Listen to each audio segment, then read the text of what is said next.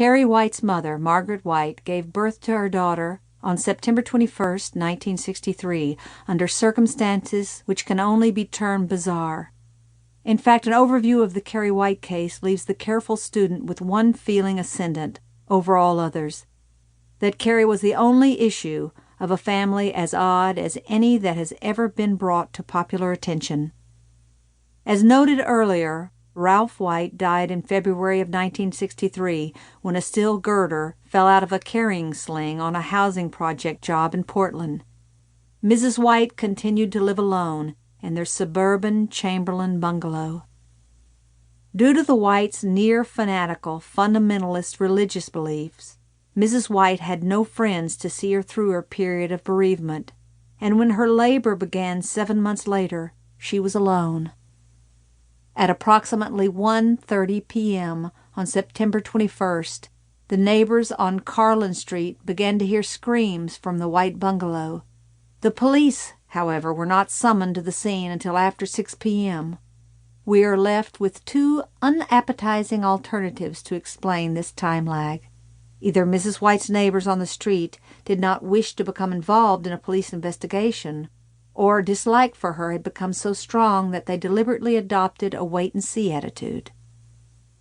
Mrs. Georgia McLaughlin, the only one of 3 remaining residents who were on the street at that time and who would talk to me, said that she did not call the police because she thought the screams had something to do with holy rollin'. When the police did arrive at 6:22 p.m., the screams had become irregular. Mrs. White was found in her bed upstairs, and the investigating officer, Thomas G. Merton, at first thought she had been the victim of an assault. The bed was drenched with blood, and a butcher knife lay on the floor. It was only then that he saw the baby, still partially wrapped in the placental membrane, at Mrs. White's breast. She had apparently cut the umbilical cord herself with the knife.